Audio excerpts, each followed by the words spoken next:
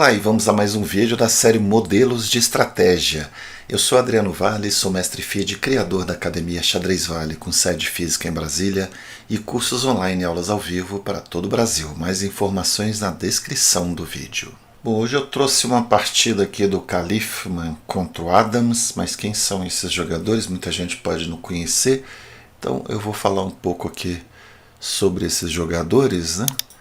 O Michael Adams teve um grande torneio aqui em 99. Ele ficou na frente do Kramnik. Lescas foi muito bem aqui. Topalov, Karpov, Gelfand, Korchnoi, Svidler, Polgar e Anand. Só um torneio desse aqui já serve de cartão de visita, né?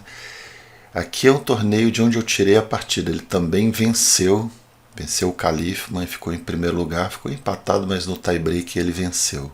O Michael Adams, atualmente com um rating de 2.714. E uma coisa interessante aqui é ver a colocação no mundo. Ele está em 28º, jogadores ativos. 26º, é o número 1 da Inglaterra, de jogadores ativos. Então, Michael Adams. E vamos ver o Khalifman. Quem é esse cara? De onde saiu? Bom, o Khalifman, ele foi campeão mundial da FIDE. Isso, ele é um campeão mundial. Na época tinha uma polêmica que estava tendo uma cisão e paralelamente a esse campeonato onde ele foi campeão, estava quase acontecendo o match Kasparov e Kramnik. Eles estavam dissidentes, né? Estavam jogando ali pela PCA. E aqui no próprio Chess Games, na seção da história dos campeões mundiais, a gente pode ver essa fase aqui, onde tem esse sinalzinho aqui, nessa cruzinha, é quando estava com a cisão. Então todos esses campeonatos, ele ganhou esse aqui, FIDE Knockout Tournament. Tem uma polêmica, será que dá para considerar o mesmo status de um campeão mundial, vindo aqui da tradição, né? Aí entraram os torneios knockouts, depois passou a se chamar Copa do Mundo, né? Eles tentaram, acho que, maquiar um pouco, né? Eles chamaram de FIDE Knockout Tournament e não Campeonato Mundial, como na época houve esse status aí de campeão mundial, né? Então o Khalifman vem desse torneio aqui, que foi o primeiro torneio. Aqui está a foto dele. Então ele venceu esse torneio com muitos jogadores fortes, não é de tirar o mérito desse torneio. Inclusive o Kramnik e Aronian estavam jogando esse torneio. Gelfand, Ivanchuk, Svidler, só não tinha o Kasparov, talvez o Karpov. Então, como o torneio se chamava Campeonato Mundial de Xadrez FIDE 99, foi em Las Vegas, ele ganhou o status de campeão mundial. E depois eles começaram a chamar que esse era o nocaute, tem o xadrez clássico. Mas apesar de ser jogador fortíssimo, tanto o Ponomarev como o Khalifman, eles não estão aquele representante máximo de uma época, né, como foi o Karpov, depois o Kasparov, antes o Fischer, Spassky, Botvinnik. Então sempre tiveram assim matches, né, e aquele campeão realmente era o ponto alto ali daquela geração. Então, pela cisão, pelo lado político, prêmios, patrocínios, acabou tendo essa confusão aí nesse período. Então a partida que vamos ver foi antes desse período aqui, essa conquista aqui do Khalifman, foi 9 anos antes contra o Michael Adams. Então vamos ver a partida. O Khalifman jogou D4, o Adams jogou cavalo F6. Eu gostei muito do estilo do Adams, é um jogador posicional. E tem partidas de ataque, mas aquele ataque vinculado à estratégia, é um estilo que eu gosto, né? E ele jogava muito Bogoin de Índia da Dama. Sempre já me inspirei bastante, partidas de Índia da Dama dele muito boas, né? Então veio aqui E6 e ele jogava D5 também, Índia da Dama com B6, né? Que é o que caracteriza a Índia da Dama. E tinha no repertório também o Bispo B4. Só isso. Então D5, B6, Bispo B4.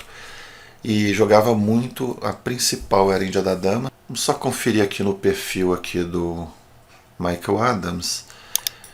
Aqui no Open Explorer ele de pretas.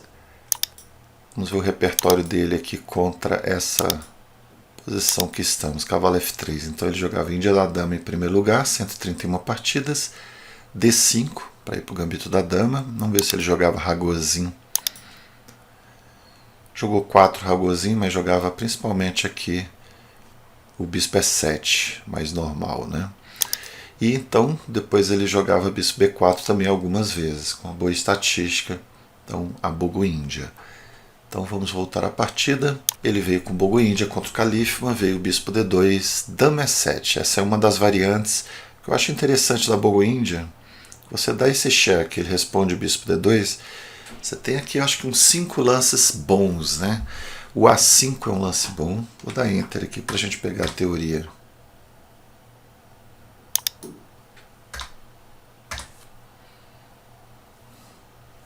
Olha só, deixa eu arrumar esse aqui para a gente examinar melhor.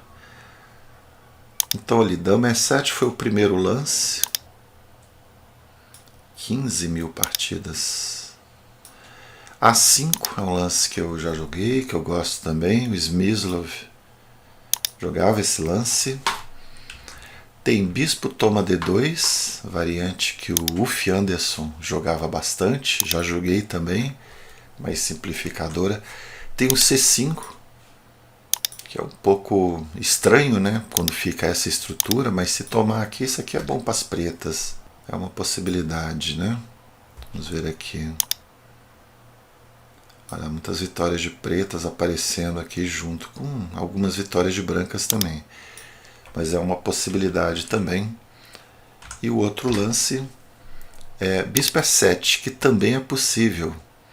Porque olha só, se cavalo C3 e você faz D5, ele não tem nada melhor do que transpor para o gambito da dama com bispo G5 ou bispo F4. Se jogar aqui, tentando não perder esse tempo, o jogo das pretas é tranquilo, vai jogar com C5 aí depois, né? Olha, D toma C4 ou C5.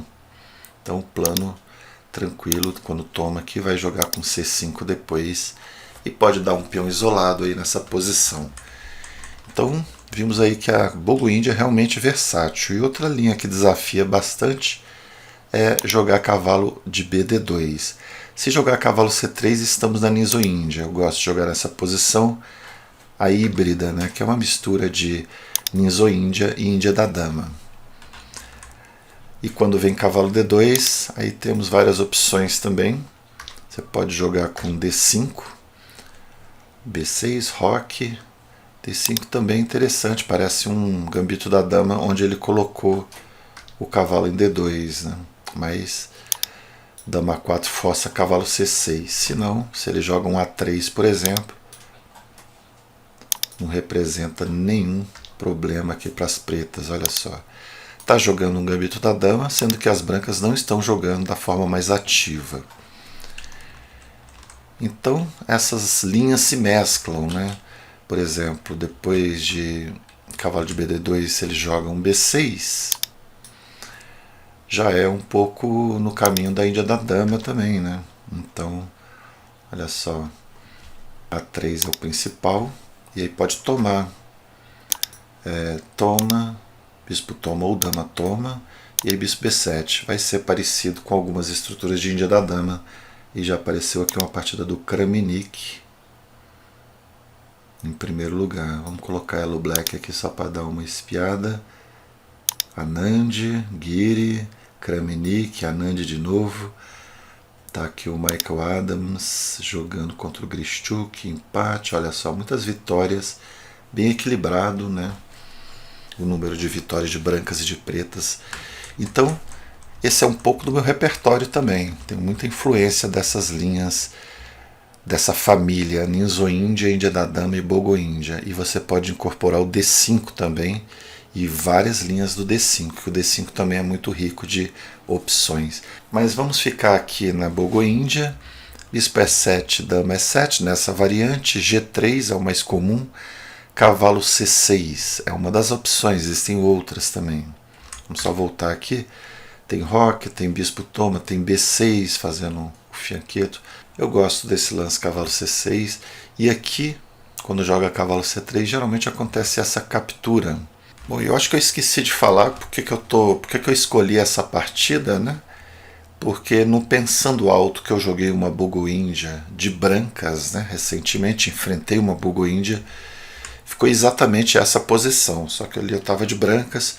Então isso é algo que a gente tem que levar em conta, jogar alguma abertura de brancas ou de pretas. Geralmente eu chamo de coringa, é aquela que você vai ter que preparar de brancas e pretas, né? Então cavalo E4 para já garantir que vai tomar esse bispo. Torre C1, D6, bispo aqui, cavalo toma, torre toma, E5.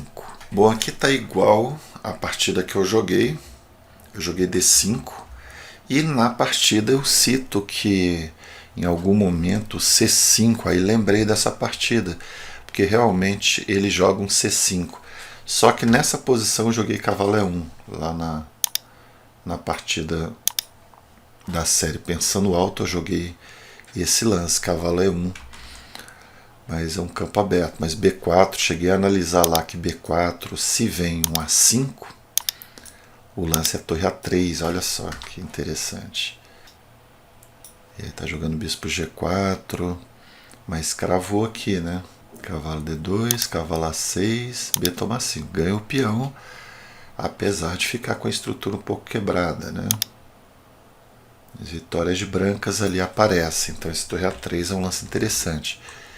Mas a minha partida eu joguei o cavalo E1.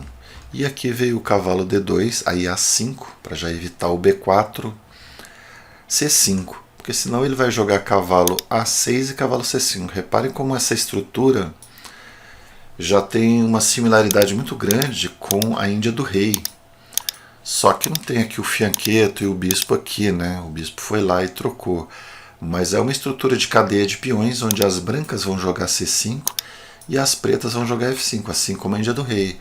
Então, às vezes a gente gosta de uma Índia do Rei, gosta de uma Benoni, e pensa que uma linha como Índia da Dama ou Bogo-Índia não vai ter uma característica agressiva. E às vezes essa característica está até mais filtrada ali de complicações, e aí aparece o plano mais claro, né, na nossa frente. C5 foi o lance que eu comento que deveria ter jogado, mas não naquela posição que eu joguei com o cavalo E1. Aqui se toma, ele vai talvez recuperar fácil esse peão, ele pode jogar inclusive cavalo B3 atacando, se vier esse B6, olha só a diagonal. Então perigo, melhor deixar parado. E o Adams joga cavalo A6, ele força ali uma decisão. Peão toma, continua sendo uma estrutura de Índia do Rei, só que tem uma grande debilidade aqui em B6. E como é que o Adams vai resolver essa entrada aí? Ele volta a dama para D8. Muitas vezes lances curtos, lances que voltam à casa original são sutis, né? São mais difíceis do que eu e você pensar para cima, pensar em atacar. Então esse lance aqui resolve o problema da casa B6 e em seguida vem B5. Então ele já consegue uma expansão na ala da dama e joga bispo D7, completa aqui o desenvolvimento das peças menores, não tem B4 para as brancas, e depois que o califa ameaça B4, que seria um lance posicionalmente muito bom, porque tiraria a casa C5 do cavalo, aí o Adams joga o quê? B4, ele mesmo joga o B4, abre a coluna A e ganha uma casa excelente para o cavalo em C5. Quem é que vai tirar esse cavalo? Só o outro cavalo, porque peão não tem acesso, o bispo é de casas brancas. Então o Califman tenta eliminar logo de vez esse cavalo aí, que está muito bem. E agora entra um tema muito comum em estratégia no xadrez, que é a questão do bispo ou cavalo. Até tem o curso que eu lancei há alguns meses, bispo ou cavalo, só com exemplos desse tipo, né? Decisões estratégicas onde um lado vai ficar melhor, ou o lado que tem o bispo ou o lado que tem o cavalo. Aqui já sabemos que esse cavalo é muito bom, então o que temos que ter na programação? Trocar esse cavalo. E se trocar pelo bispo, que é um bispo bom, mas o que importa é o que fica no tabuleiro, né? Então ele vem, troca esse bispo, que é muito bom, por um cavalo que é a única peça que pode eliminar ali o cavalo de C5. Está cravado nesse momento, ele joga a torre C4, ele joga B3, ganha espaço, ganha uma entrada na sétima, que no caso aqui é a linha 2. Vem dama C1, descravou. Qual que é o lance agora? É no timing. Descravou, já está ameaçando tomar em C5, ele toma de quê? De bispo. E aí fica com um cavalo superior ao bispo, porque esse bispo está bloqueado aqui pelo próprio peão. Só isso já deixa esse bispo pior que esse cavalo, que está em casa preta, então ele tem um posto avançado, né? Um posto aí fixo. F5 e dama 5. Ele quer jogar na ala da dama, tem uma fraqueza ali em B2 e ele está defendendo também C5 contra um sacrifício de qualidade. Vem H4, dama B5. Para entrar com a torre em A2, veio dama C3 e cavalo A4. Atacou a dama, dama B4, quer trocar para aliviar um pouco a pressão aí na ala da dama, né? E colocar a torre mais ativa, só que vem o torre de F, B8. Quando toma, está ameaçando B2. Olha como esse cavalo joga muito mais que o bispo, que não consegue entrar em jogo. Torre B1, agora ele pega a coluna, que ficou aqui livre, né, para ele entrar na sétima. E o Califman tenta aí desesperadamente dar vida ao bispo, então joga bispo H3. O Adams defende, mantém o bispo fora de jogo.